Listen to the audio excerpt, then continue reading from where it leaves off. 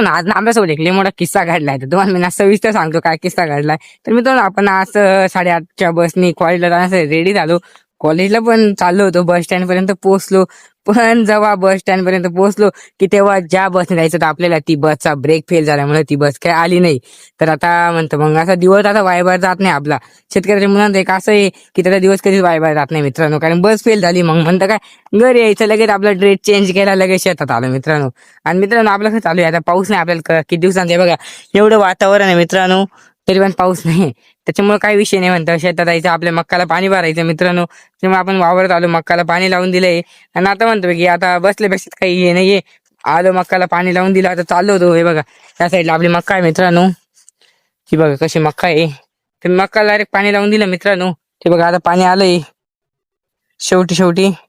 तर आता जायचं त्या कोपऱ्याला, जायचं त्या कोपऱ्याला जाऊन बारा वाळून द्यायचं मित्रांनो. कारण कसं आता मक्काला पाणी लावून दिलंय, जायचं मक्का बिक्का भरत राहायचं मित्रांनो. आजचा दिवस असा जाणार आहे आपला, कारण का असं मक्का भरायची, व्हिडिओ काढायचा, व्हिडिओ पोस्ट करायचा. काही दिवस आपले तसे फॉलोअर्स वाढतील, आता फॉलो झाला, इंस्टाला फॉलो झाले, परत युट्यूबला सबस्क्राईब झाले. तसं तुम्ही पण एक सपोर्ट करा मित्रांनो, आपल्या चॅनलला सबस्क्राईब करा मित्रांनो. कारण कसं आहे, एक शेतकऱ्याचा मुलगा आहे, एक शेतकऱ्याचे म्हणजे पूर्ण शेतीचेच व्हिडिओ टाकतोय आपण मित्रांनो.